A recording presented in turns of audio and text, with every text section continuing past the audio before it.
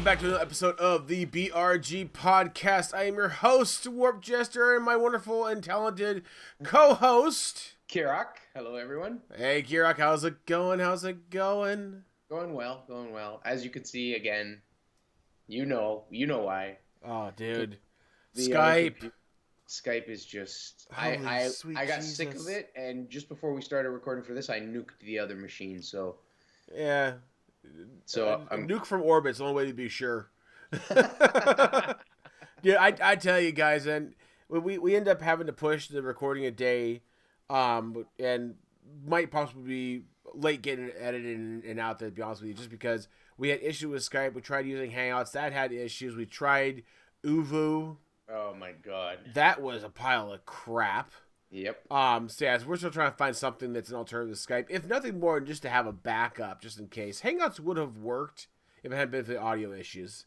Yeah. But I digress. Tonight is not about the trials and tribulations of producing a podcast, but rather all about the fun things that are gaming news and other gaming commentary. As you can see here, off to my right, we actually have a guest in house tonight. This is actually Cosmic, by the way.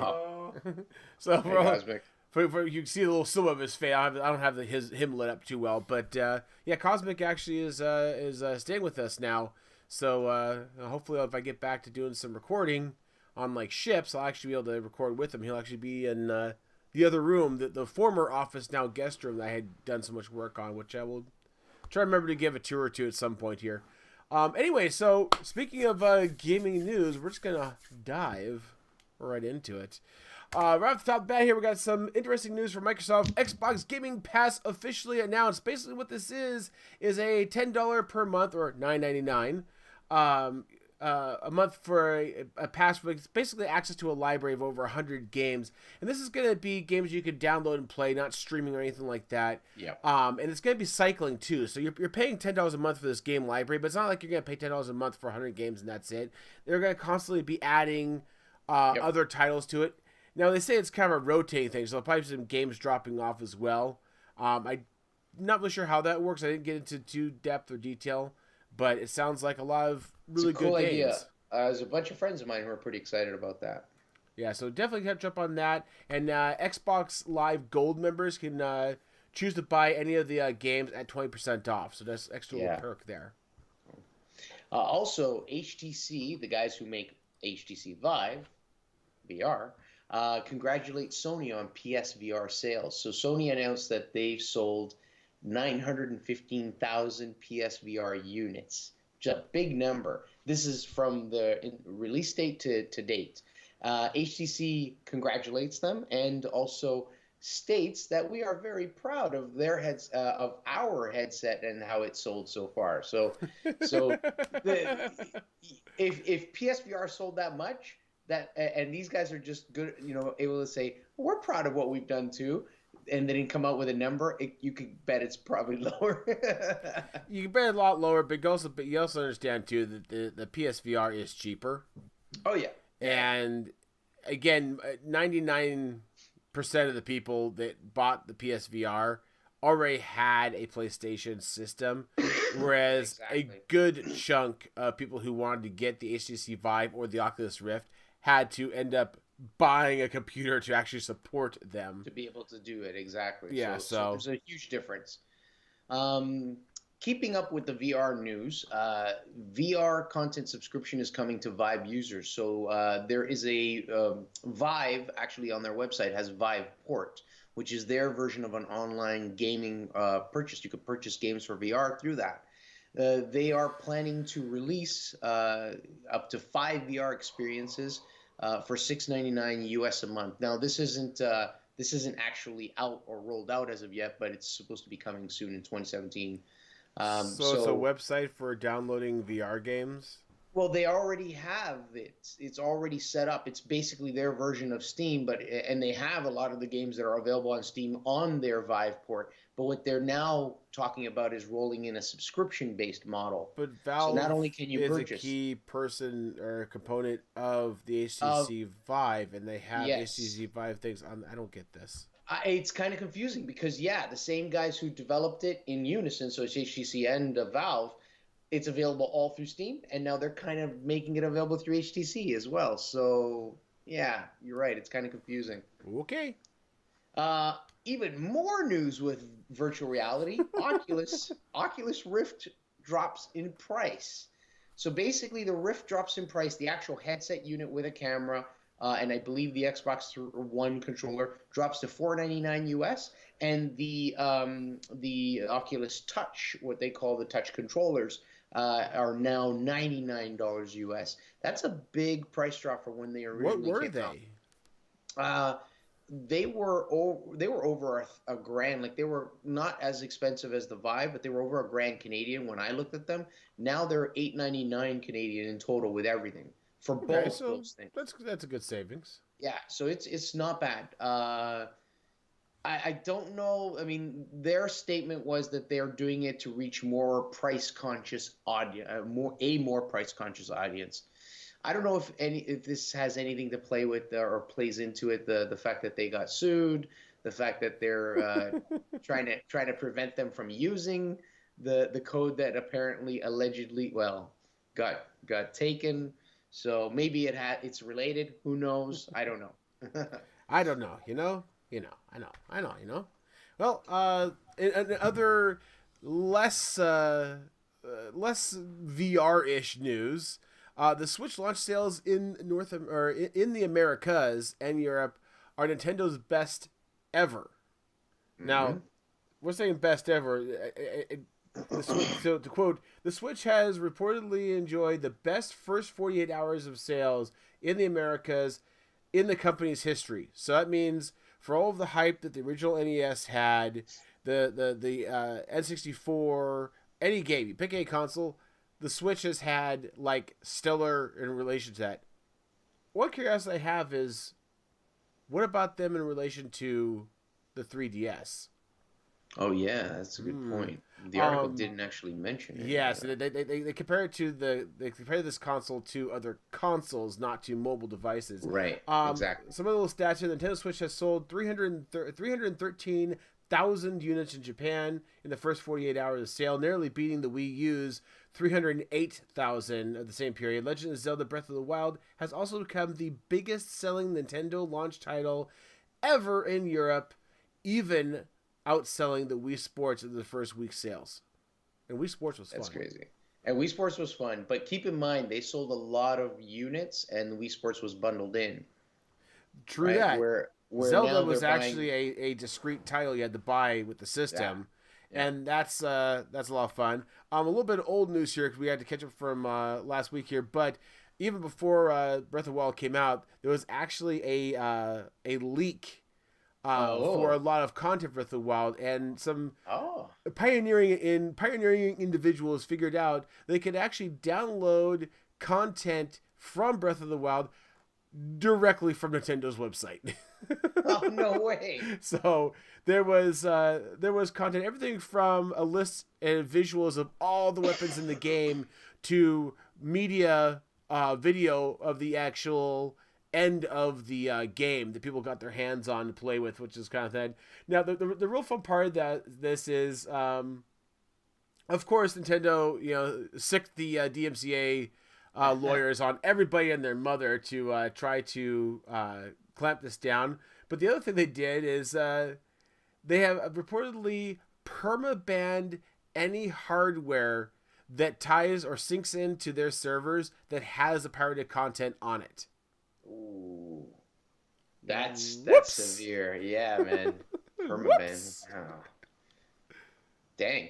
Well, Nintendo also announces non-gaming apps for the Switch will be coming in time. So there's basically, like, a lot of people right out of the gate with the Switch were saying, no, what? No Netflix, no browser. In fact, you on the last episode were asking me, is there anything else other than gaming? Does it have a browser? Does it have, anything like that? And it doesn't.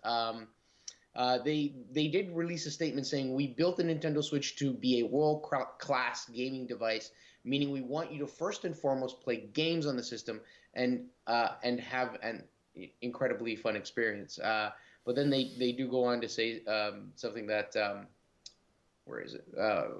We're talking with a range of companies about our services, companies like Netflix, Hulu, Amazon, and the quote goes on. But to kind of give you an idea, so with time, things like that will come, which is what I expected, anyways.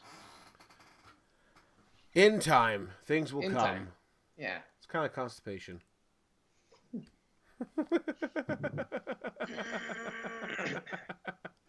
Push! Push! Anyways, moving on to bigger and better things. Legend of Zelda. We'll talk about Yeah. that, of course. Breath of the Wild's Metascore bombarded with negative reviews for paid reviews. Basically, there was some a large number of people started bombarding Metacritic with negative reviews for Legend of Zelda's Breath of the Wild, basically saying that the score that it was getting was unjust because it was basically a bunch of paid reviews to hype up the numbers. Now, that said, this is all speculative. There's nobody who's pointing to any definitive source stating we have a smoking gun. We have receipts showing that these people were paid to come here and give good reviews. And to point, a lot of the people who were giving negative reviews were actually noted and filed and pointed out as being people who had never played the game and went ahead and signed up to just put a negative review in, just to bombard it. Oh, wow. People really need to get out more. Yeah. or just play it and for the record, and honestly tell what they feel. It's actually a good game. Yeah, it's really good. I haven't played personally, but I've heard everybody who was playing it say they love it. Yeah, it's good. It's really good. March 9th, so this already happened for everyone who's watching. PS4 Pro Boost Mode arrives. Essentially, the latest update for the PS4. This is actually an update that applies to PS4 and PS4 Pro, but the PS4 Pro actually gets a little extra in the update called Boost Mode, which helps with game loading times and helps them run a little smoother, a little graphically better, but not so much. They try and steer away from that, but really it's what's happening, or what appears to be happening. But the update brings, specifically faster load times. It also, any PS4 will be able to enjoy external hard drive usage. So instead of having to take apart the device, pop a drive in, if you wanted to increase the internal storage space, you could just grab a USB hard drive, plug it in the back end, and it will support up to 8 terabytes, which is nice. Awesome. A lot of people are building some pretty massive libraries of games, and considering how big they are nowadays. Yeah, games are getting bigger, and unlike the old days where a game library meant shelf space on your wall for all the discs, now a game library is shelf space on your hard drive. Yeah, exactly. So a couple of other cool things is for the PSVR, it adds in the ability to watch 3D Blu-ray movies, and also in-game you can take snapshots. Well, there's 950 million or 950,000 people who might care. Okay, yeah, well, 950, yeah. For the 3D movies, whoop-de-fucking do, but true. So yeah, you can take snapshots of in-game and then use them as custom wallpapers in the system. So nice little touch. Nice, I like it. Yeah, I don't like. What's that? Freaking trademarks. I'm just looking tired of the BS going on. So the wonderful devs of Candy Crush, King, they were noted a while back with trying to trademark candy. Yes. This was back in 2013. Okay. And that went over like a roll of fine shit. They finally dropped the suit, I think, just last year. Or finally dropped the attempt in the Americas. They actually got the trademark in Europe. So they have the trademark for candy in Europe. They couldn't get it through the Americas because, prior art and whatnot. But they're at it again. This time they're actually trying to trademark super. That's right. The word super. Just super. And of course that is again going over like a turd in a punch bowl. So everybody's having a field day with that now. Which basically is how it's going to play out.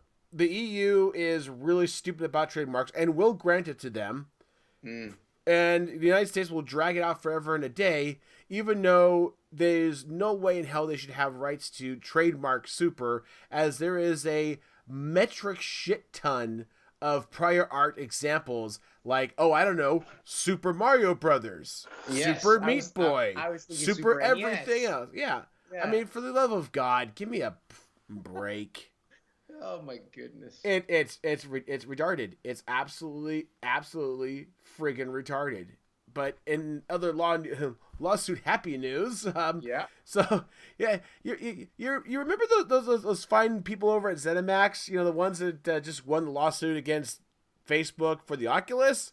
Yes. Well, now their ZeniMax is getting sued by a veteran gaming dev, John Carmack, who is the guy who created a lot of notable things like Doom. Doom. Apparently, ZeniMax acquired some content from him and has failed to properly compensate him for said content. And apparently, from what they're saying, is Mr. Carmack has tried to work with them privately to correct the issue, and this seems to have not really panned out for him. So he's just said screw it and gone public and let everybody know that he expects $22.5 million for something he should have had. So they just like suing each other back and forth, eh? Money makes the world go round. It's just in the form of lawsuits nowadays. Yeah, true. So The Verge announced Twitch is getting its own desktop app. So that's pretty cool. If you were to ask me, when it comes to things like different apps, different services, I'm actually the kind of guy who likes a desktop app instead of just going through a browser and then, using things. Like, for instance, I know BRG uses Discord, and there is you could use it online through the browser, or they have a desktop app that you can run on Mac or Windows, and I love it. It's great. Yeah. Yeah. So this basically what happened was last year Twitch bought a standalone gaming chat app from Curse, and they're kind of reintroducing it as their official Twitch product. Users will be able to follow friends or Twitch friends, share their activities with Twitch friends. So it looks or sounds pretty cool. I can't wait to see what it's like. I mean, I have a Twitch account, so I'm gonna probably play with it, try it a little out. bit. Yeah. Give us a review and let us know what it's like. Okay, yeah. So there's actually a lot of Twitch news, and I'm actually gonna go bass backwards here, Kirok, and steal the other one from you, just because they kind of fall in line here. I'm a little bit confused by this because we just talked about the Twitch desktop app, which to me, from what I could gather, looked like kind of the browser Twitch, but on the desktop. So you're streaming through it, you're talking like normal, maybe filled with bells and whistles. But now, in addition to that, Twitch has also announced Pulse, which is a Twitter-esque like social connection for Twitch. So it's kind of a gamer Twitter.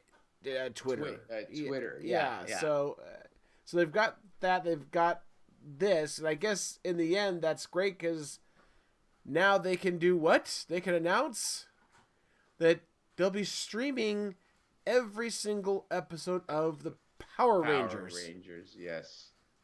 I Care to explain? I don't know. Doesn't Netflix have Power Rangers? They probably do, but the funny thing about this that I find so comical is that they're going to be streaming... They're doing a marathon? Yes, they're going to be streaming a marathon. They're going to be streaming, let's see, from March 15th through March 30th. They're going to feature 23 seasons and all 831 episodes of the 19 different television series as a lead up to the release of the Lionsgate's new Power Rangers movie on the 24th. Yes. So hold on. Through the 15th, so it's basically 15 days? Yeah. I guess that's what it totals up to. It's going to be all Power Rangers all the time.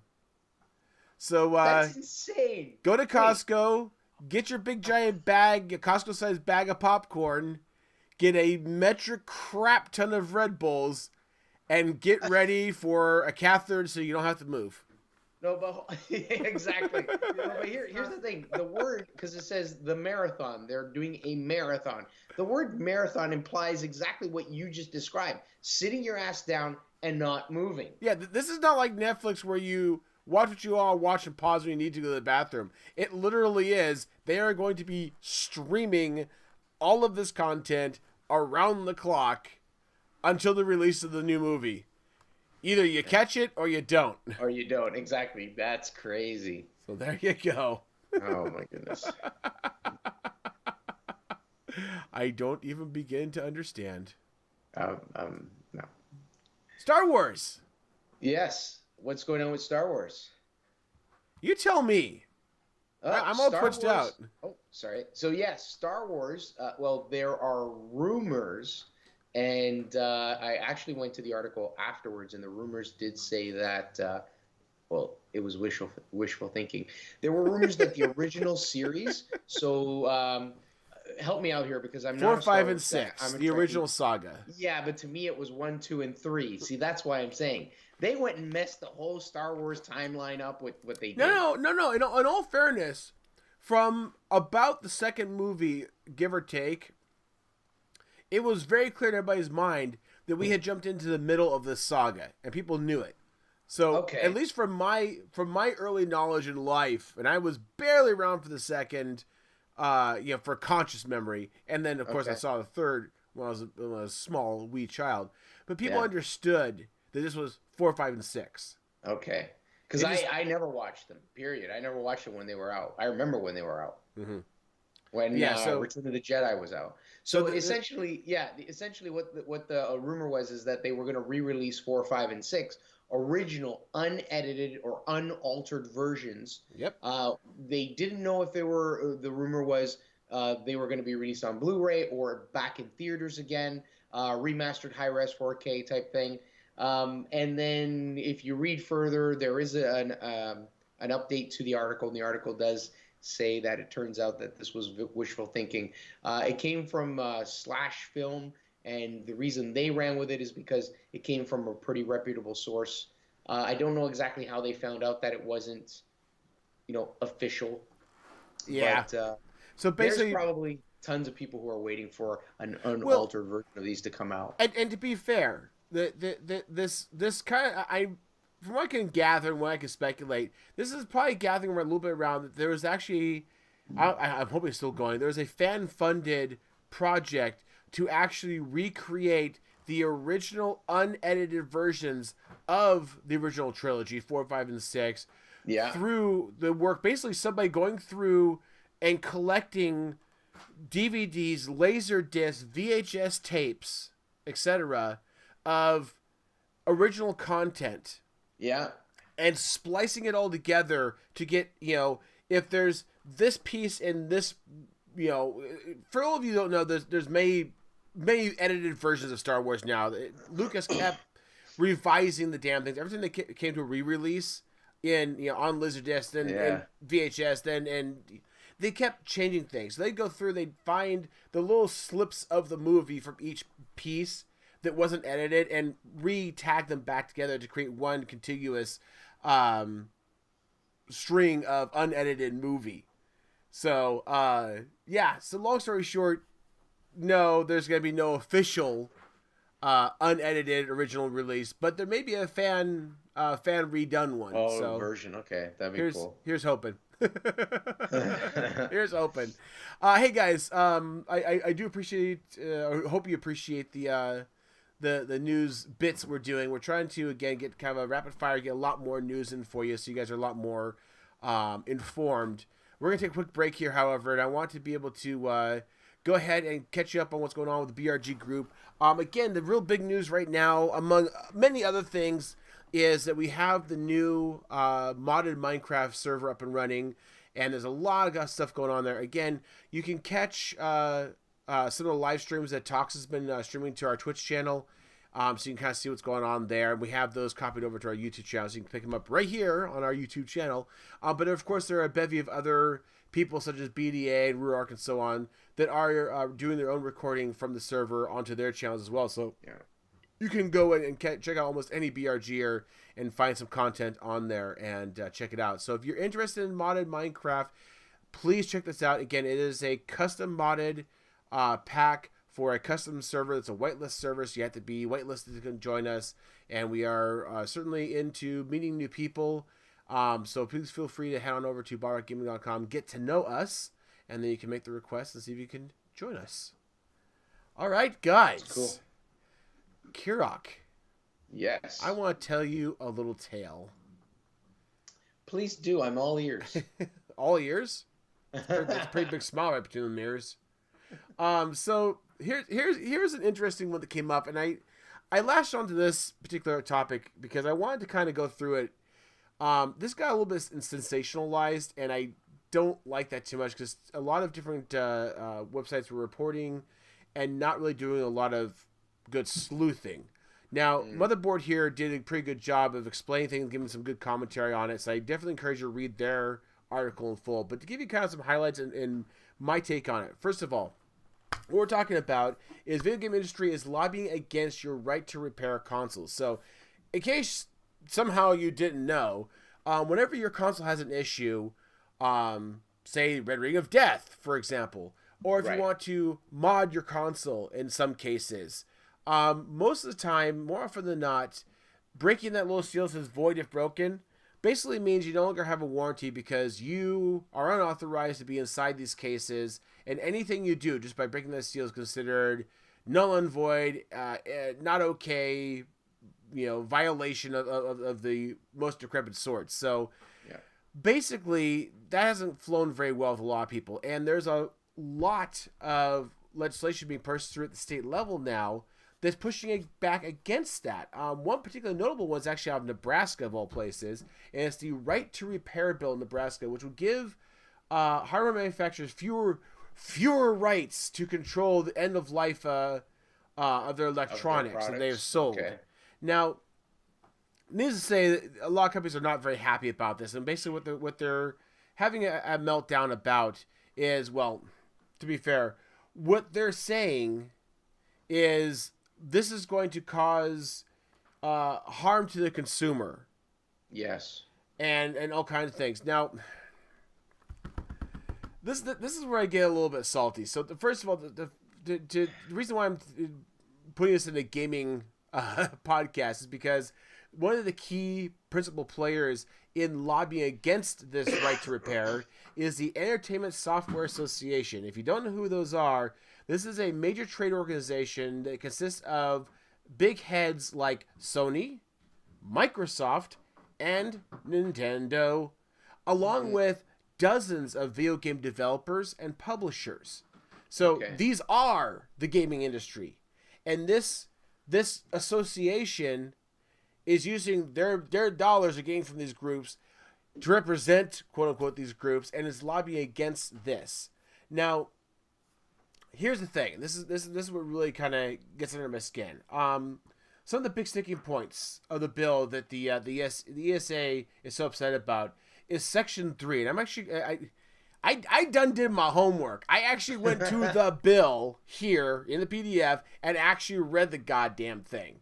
So I'm going to tell you right now, there's a lot of bullshit going on here. So in Section 3 of the notes, the equipment sold and used in the state, the original manufactured equipment such as the equipment sold basically is A, make available original equipment, diagnostic and repair documentation to any independent repair provider or owner of the equipment. So basically what they're saying is, by law, if Microsoft produces a game console, they have to provide repair parts or diagnostic utilities and documentation to independent repair companies, the mom and pop repair shops, or the individual user upon request, if they have created it for themselves. So if Microsoft has documentation or replacement parts to fix, like, Red Ring of Death service issues, guides, special tools like screwdrivers and things like that. Yeah, they have to make them available to end parties, whether it's repair shop or an end user. They have to be physically attainable. And they shall not prohibit or require any continuous fee or purchase beyond the initial cost. So basically, they can't keep charging somebody a repetitive fee to have access. So they're not going to say basically, oh yeah, you can have access to documentation or diagnostic software for $10 a week. All right. They can't do that. Yeah. So if you do that, then you're certified. You can repair it in our name. Exactly. So this is the thing that the ESA is really kind of has their nose bent out of shape about, and this is becoming a big problem because in a posted, basically open reply regarding this, in their argument against this bill, they make comments like the bill would threaten customer safety and security and mandates a disclosure of protected proprietary information, which is really, really funny because in Section 4 of this documentation, it says, and I quote, "Nothing in the Fair Repair Act shall be constructed to require the original content or compromise any proprietary knowledge." Requires an original equipment manufacturer to divulge trade secrets. It does not require them to divulge trade secrets. So that's literally straight up BS. Now, the other thing they said, this is one thing that really, really chaps my hide, is this isn't just about game consoles, guys. This is about the right to repair in general. And Nebraska seems like a strange state to have this going on in.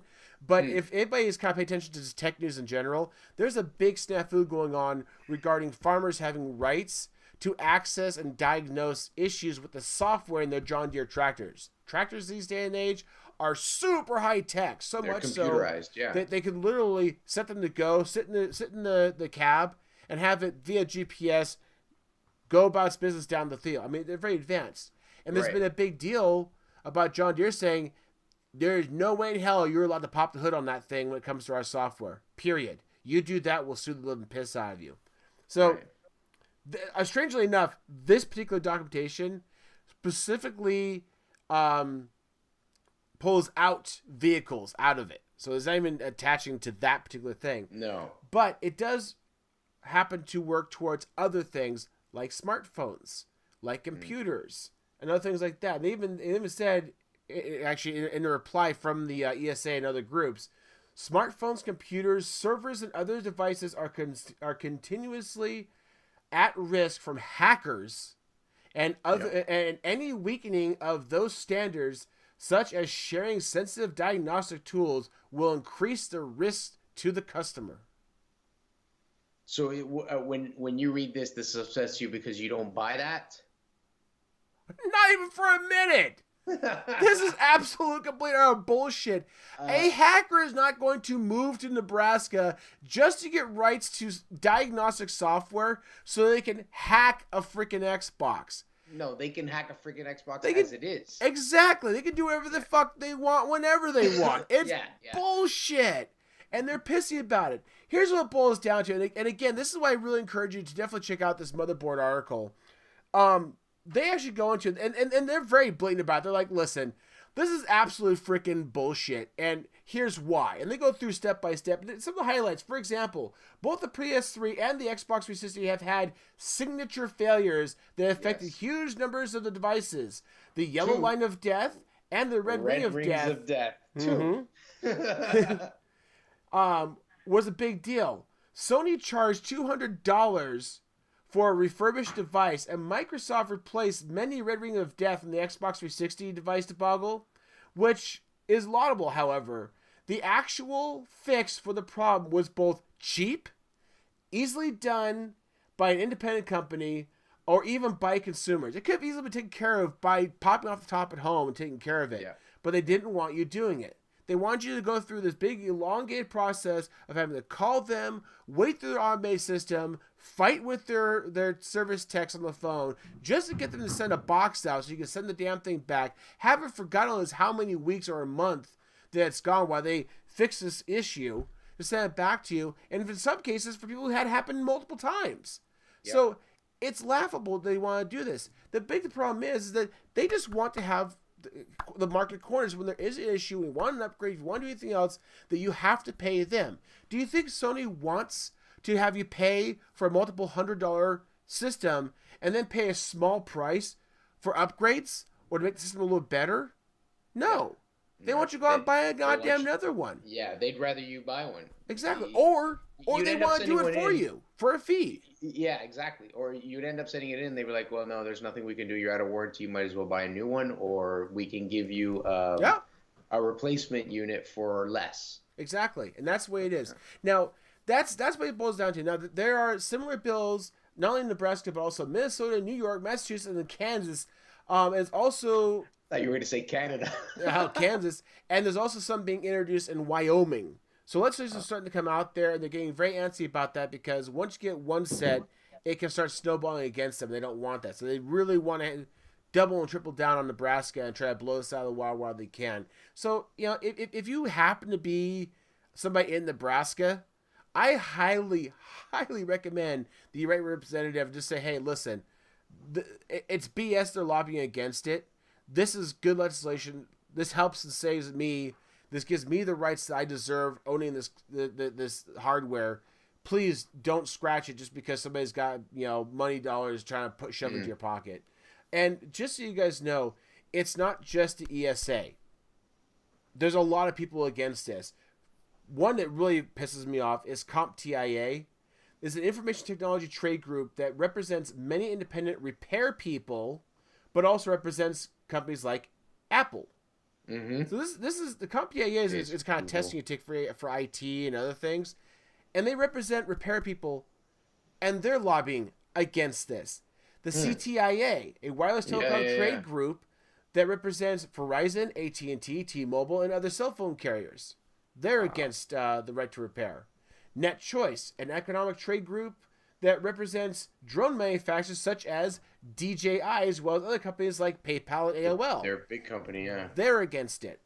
Information Technology Industry Council, which represents the likes of Dell, BlackBerry, Apple, eBay, Facebook, Google, Microsoft, Sony, Nokia, and others. They're against it.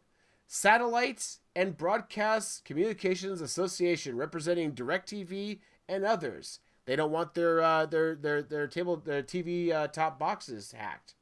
TechNet, including Apple, AT&T, Comcast, Cisco, HP, Oracle, Uber, really, Solar City, Microsoft, and others. They're against it. Consumer Technology Association, representing 2,000 plus consumer tech companies, and also there's the people who are responsible for throwing the annual CES show. They're against it. Toy industry against it as in they don't want this bill. They want this legislation. They think the right to repair is a bad idea. Okay. Yeah, all these things all these companies and groups I'm listing are against. They're lobbying against the right to repair. Yeah. And two more, just so you guys, and I want you guys to know about this because this is important. This is deliberately trying to ask you over as a gamer. And again, it's not just consoles. Yeah, this Dell could create a sealed gaming PC and not let you into it. Yeah, I lived through the first round of this, just so you know. So I am really Compaq used to do proprietary plugging and pinning on their motherboards, so you couldn't buy a replacement power supply unless it was through them.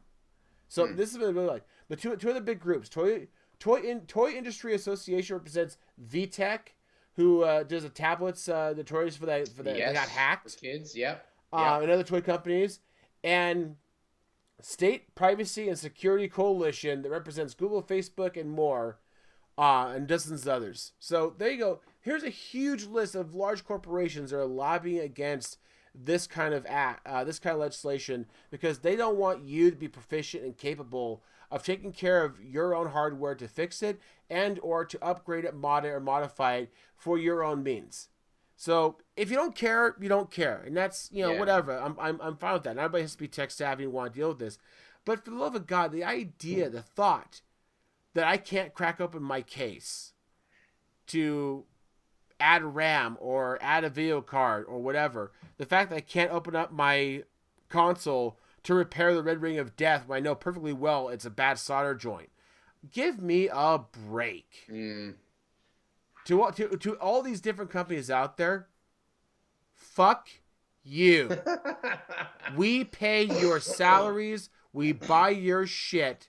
Stop sticking your dicks up our ass. Hey, Kirok. Yes. How's Nintendo been working out for you? Okay. So my first week with the Nintendo Switch. We're changing gears now. Um, the week has been actually quite awesome because I've been playing Legends of Zelda: Breath of the Wild nonstop, um, and I've been playing it wrong for like 5 days, and then I realized that I didn't know the attack button. So you can make fun of me, but that's okay. But the system itself has some pros and some cons.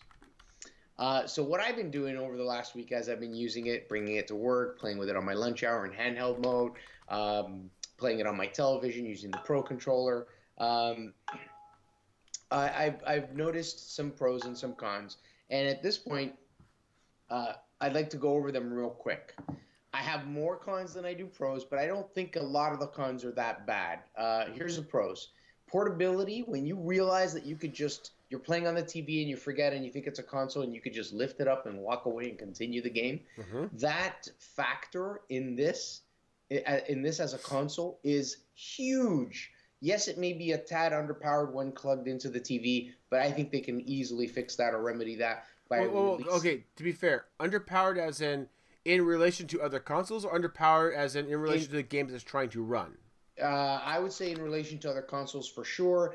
In Breath of the Wild, there is some areas where I mentioned there's some stuttering when you're playing on the TV, but I don't think it's a big deal because if they really wanted to, what they could do is re-release like a new dock that has a plug-in video card to double it up or take over. It's no different than a Razer Core. You plug in a USB-C Razer Core into a laptop. Now you have the power of the video card that you put in there. If they did something like that, I would be game, but they would have to do it smartly. I want to buy a Razer Core and plug it into the Nintendo. I thought of that, and I don't think it'll work, obviously. Sorry, I'll stop distracting you, but that's just like a wonderful idea. The unit does, in fact, lift out. Remember how you were asking me? It lifts out of the dock effortlessly, and you can put it in effortlessly. I finally got the courage to try just lifting it out rather than holding the dock with one hand and pulling it out, and it works exactly as advertised. I was quite amazed at that. And I've heard a lot of people saying they had no problem. Like, it was very natural, and people seem to have no problem with it lining up just right. Yeah, it just goes in. It's really awesome, actually. I was quite shocked. So would you say it just works? It just works, but you gotta be careful. Apparently, people are saying that the dock is scratching the screen and the bezel. Yep. So I'm gonna take a look at that even on my own. And the Pro controller is awesome in terms of battery life. I'm going on to like 15, 18 hours on its first charge, and I'm still at like 40 to 50% battery. What? Yeah. Wow. So as far as cons, the dreaded left Joy-Con disconnecting? Mm-hmm. I've only ever had it happen one time. So I won't really classify that as a con, but I have had it happen. Do you have any cables within 4 feet of it? No, no, not at all. So the other thing is there's no control over Bluetooth. The Joy-Cons work over Bluetooth. You don't have the control. There's no setting for Bluetooth, nothing, so you can't do like a wireless headset. To me, that's not that big a deal, but for some people to be able to just wirelessly sync up and play would be awesome rather than plugging in. The other thing, and this is more of a big deal to me, there are Wi-Fi settings, but you can't just go in and shut off Wi-Fi. Wi-Fi is always on, and there's no on and off switch. It just lets you test your connection or look for a new connection. I don't like that. I don't need to be online all the time. There is a method where you can appear offline, but technically you're still online. I'd rather be able to just turn it off and save some battery there. Yeah. Right Joy-Con, actually, I have it here. I'm going to pull it out. The right Joy-Con, after 2 or 3 hours of playing it in handheld mode, your right thumb starts to hurt, and it's because the position of this, how it's further down. Mm-hmm. So you have to have your hand further down, and the thumb right in about here just starts to hurt, especially if you're playing like a fast-paced part of the game and so on. That was my biggest gripe, and then I switch over to the Pro controller and onto the TV, and it was awesome. If you Okay. have if you have the system battery down to 50% or less, and you're plug it into the dock and you start playing, this is another one. But this is expected. It will take much longer to reach 100% if you're playing with it than whether or not, like whether you turn it off and just leave it plugged in and charging. Shocking. Uh, yeah, it's not a big deal. It's just something I noticed. In handheld mode, if you hold the unit, so this is a big one too. If you're playing in handheld mode, like I'm holding it like this, and you get an itch and you want to scratch it, or you wave to someone or do whatever, it becomes odd holding this heavy little guy because he's heavy with one hand like this. There's a lot of weight going down, like going down. Hmm. So you end up kind of doing this to hold it better, or repositioning your hand and grabbing it like this. And what I found is when you hold it like this, and I'll do it, I don't know if you can see it, it kind of bends. Ooh. So it's Point taken. actually, yeah, it's a lot of weight. So you have to reposition. So are the slides for the Joy Cons metal They're, or are they they're, plastic? they are metal. They are metal. Okay. But and so that's why it holds it, I think. But if they were plastic, that would probably snap off or something. Like the thing is hefty, right? It's got a bit weight to it. So that's another thing that I noticed, which was like something I didn't like. So if I'm playing in handheld mode, I literally have to put the whole thing down, and then I can do whatever, scratch an itch, or pick it back Okay. up again. Um, Left, okay, beginning is pretty secure. Oh yes, when I first got it and took it out of the packaging and started playing it up for the very first time, turning on the USB-C and the two little screws at the bottom. I'm holding it in handheld mode, and all of a sudden I'd get like shocks, electrostatic discharge from them, and this happened like several times, six, seven times. Uh, Really? yeah, and I don't know why or how. It was the first time I powered it on. I hadn't plugged it in, but it hasn't done it since. So I'm okay. Like I'm thinking maybe it was just some weird thing for the first time, it energized itself. Who knows? Hmm. But I did experience it, and then it's gone. Now it's gone. The left button is hard to press. So there is this button up here, the minus button on the Joy Mm-hmm. Cons. That guy there is difficult to reach without hitting the top joystick because the top joystick is closer to it. See, here you Ah. have no problem. So in game, oftentimes I go to hit that button for the map in Breath of the Wild, and every time I do that, I hit the joystick, and my character's Link, you know, turns around, looks in a different area. What So what what what are you using the minus and plus buttons for? the plus, well, in the game they're mapped for different things. So the plus brings you into your inventory, while the minus brings you into your map. So they're avid buttons that you're using. Oh yeah, you're using them in game, but the positioning of the joysticks are making the difference in terms of pain in the right and trying to reach one button without hitting the joystick. But because the joystick comes up high, you got to go over it and hit the button, right? Mm-hmm. Now, And it's is close. all of that solved with the Pro Controller?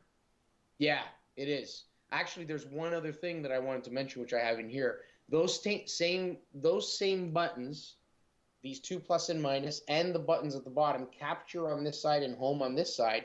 You'll notice that they are at the top and the bottom of the Joy controllers, right? Mm-hmm. On the Pro controllers, they're in. I'll show you. This is an Xbox One controller, but they are in relatively the same position as these buttons for the Xbox One. So you Okay. have one, two, three, four. So they're in. To your brain, they're in a different area. Uh, so if you go to reach for the capture button, you might reach down here because on the Joy-Con, you're used to having it down here. Realize it's not up there and it's up here. You get what I'm saying? So Interesting. if you get comfortable with the button layout on the actual Pro controller, those particular buttons don't map out in the same area. What's the word I'm looking for? I was going to say geographically, but not like your brain kind of gets used to where your buttons, muscle memory, right? Yeah. So those particular buttons, they end up kind of messing with you if you move a lot between the Joy controller in handheld mode versus the Pro controller. It's Okay. a small little gripe. It's not a big thing, but it's just one of those things I noticed that I was reaching in the wrong spot. Then I go, oh yeah, I'm on the Pro controller. It's up here. Um, Okay. and the only other thing I got to say is, and this isn't really a gripe or anything, but it does make sense. If they could have, because they have the USB-C connection on the bottom, if you do pop out the kickstand and put it on tabletop mode, you can no longer charge it because that face of the device is flat on the desk. Yeah, that's So been a big gripe for a lot of people. So I'm not too probably like to me that's not a big deal. But what I'm thinking is it would be awesome in this dead area up here if they had a second USB-C slot. Makes I sense. it would cost more money obviously to put that in on the board, but I think it would be cool. That would like really give it some flexibility. Certainly. Yeah, and that's pretty much it. Those are the things that I've noticed using it in the last week. Okay. Well, it's interesting 'cause, as you said, it's a lot of small complaints, but but there's a good list of them.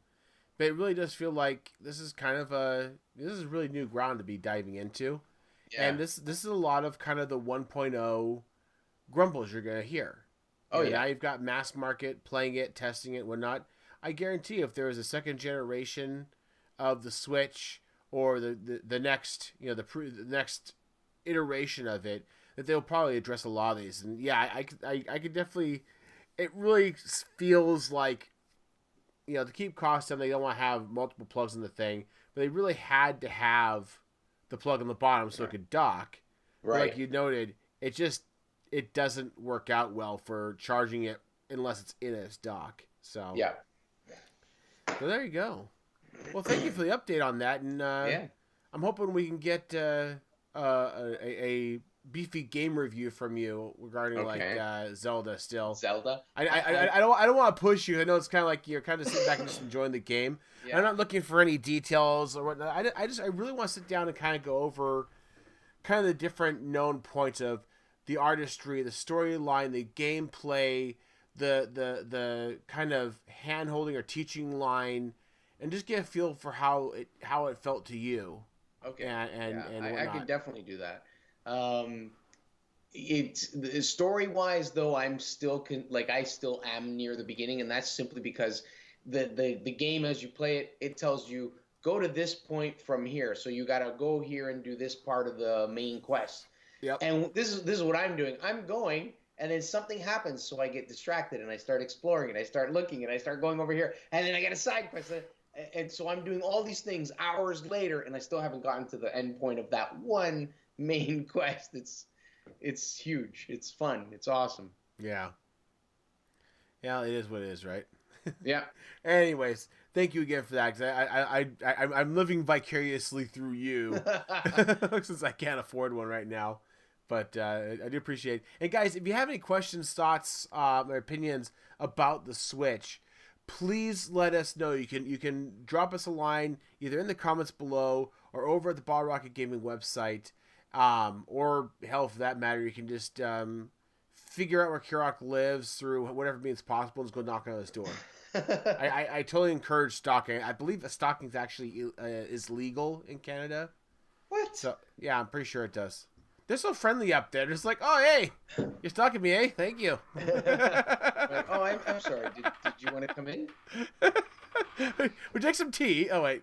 Anyways, guys, speaking of Bottle Rocket, again, I know I say this all the time, but I really want to pound it home. We are a great bunch of people, great group, and we got a lot of things going on right now within the Bottle Rocket gaming community, from the new server we just talked about to more and more upcoming events. Those are gonna be happening. We got some new content coming out and so on. So definitely keep yourself tuned in. The best way to keep track of what's going on, obviously, is to keep updates on the podcast here. But go over to the website, check it out, sign up. Be a part of the community and input, because they can go from being just waiting for things to happen to help being a contributing factor to the mayhem and hooliganism that goes on in BRG.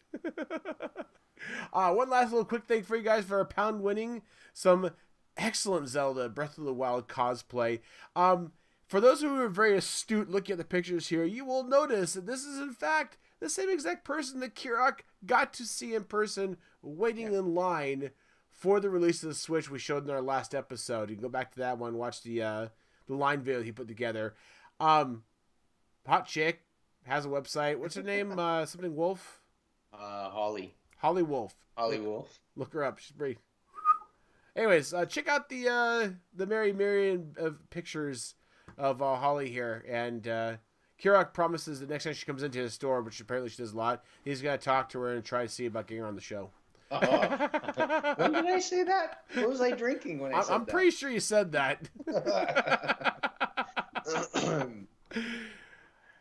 Giuseppe, my friend.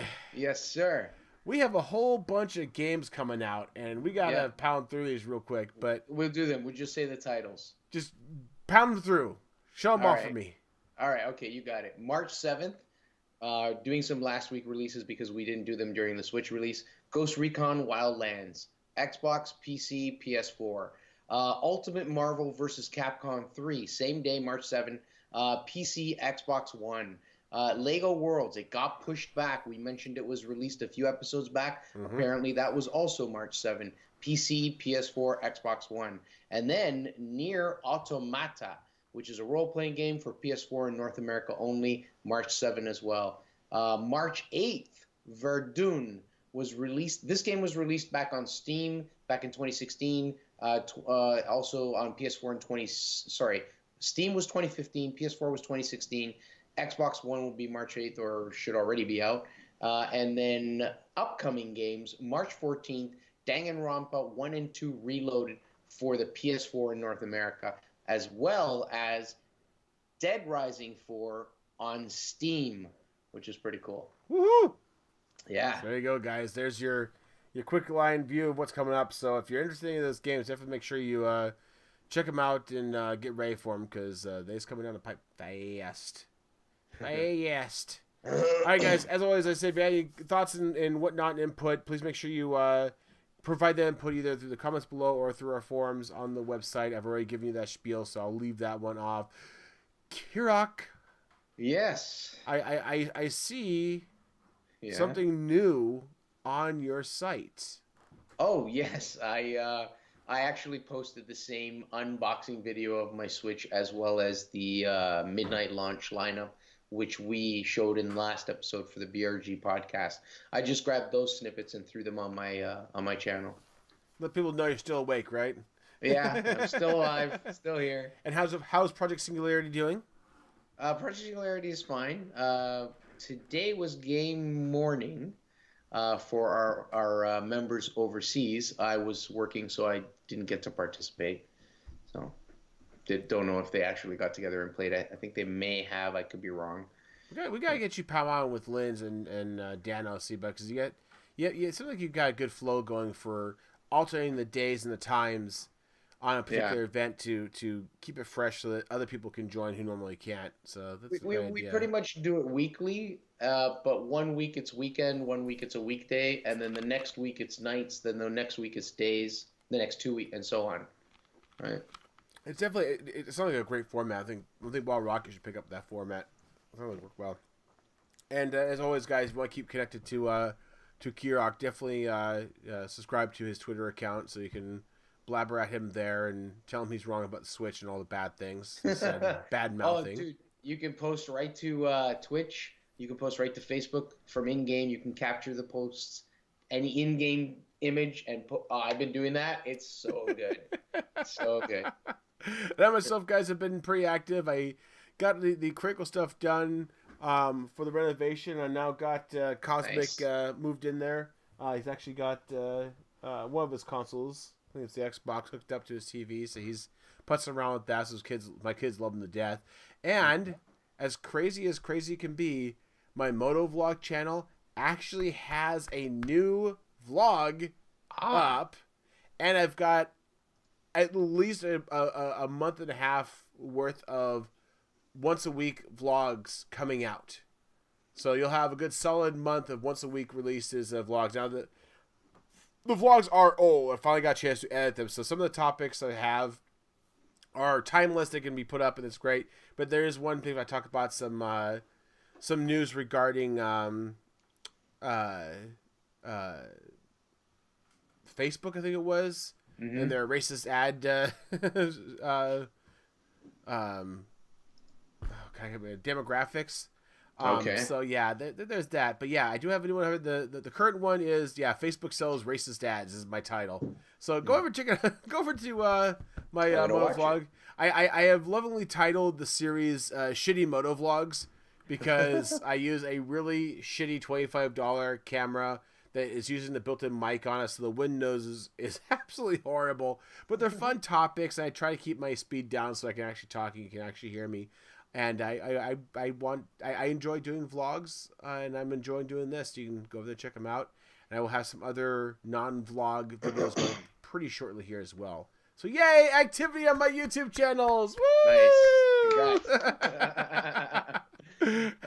And like I said, guys, to upload again. if anything relevant comes up, I'll make sure to try to tweet it to my tweet it to my Twitter account. Jesus Christ, I hurt myself sometimes. Tweet it to my Twitter account. I actually have two. There's my Warp Jester Gaming, which is Warp Jester MC, and then there's just the Warp Jester account, which I need to revive because it's been kind of sitting delinquent for a while. So I'll get around to that. And more importantly than anything is the Bottle Rock Gaming community. As always, as I said, check us out. Go to the website. Between our website and our Discord channel, you'll pretty much know everything that's going on even before we know it. That's the best way to keep connected to all of us there. You can also, of course, subscribe to our YouTube channel. I really, really would love to get jamming on the YouTube channel. We have a lot of stuff coming down the pipe, but we're really looking forward to the release of the new podcast 2.0 and the BRG After Hours and other content coming up. I really want to see a lot of stuff happen. But of course, the best way, the most encouraging way to get content moving is to have feedback, to have subs, so we know that people are interested. To have people shout out for us, give us a light up on Twitter, on Facebook, on whatever media site you use. We can certainly use love to help us out in that regard. And of course, as always, if you would like to pitch a couple of dollars our way so we can get back to our community, please feel free to go to our Patreon account and donate there. Again, we have multiple tiers you can give to, from a hearty thank you for $1 all the way up to a t-shirt to show your love for us. So we do appreciate it. So thank you guys so very much. Kirok, yes, sir. Sorry for all the heartache yesterday and the ranting rings I went through. It's all good. We got it. It's done. I'm gonna fix it. Don't worry. Don't worry. That machine. I was like, you want to play like this? I just erased it. Well, hopefully it does something good. Yeah, it should get it working properly. I just want to make sure it's all good. At least for me, I have the fun, not terribly functional, but ability to, if the desktop app of Skype fails, because I'm running Windows 10, there's a Windows 10 applet that's Skype that I could switch over to, and they're independent of each other. And I've had one crash, the other one actually still works, so maybe it's just time for you to actually update to Windows 10. I don't know. Just do it. I'm telling you, the only pain. I probably will. The only pain is it forces you to do the updates. That's about it, and that's actually a good thing. Anyways, guys, thanks so much. Have a good night. Bye-bye. Bye.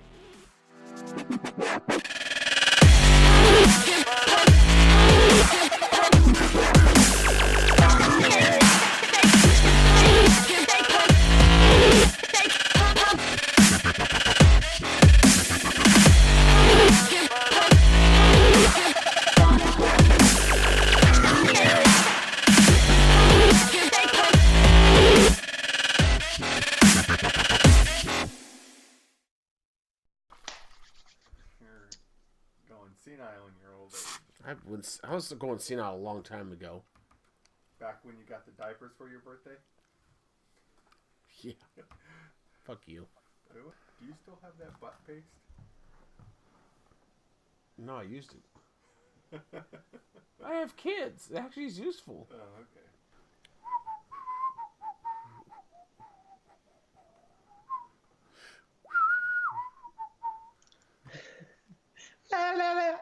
I can't even do it.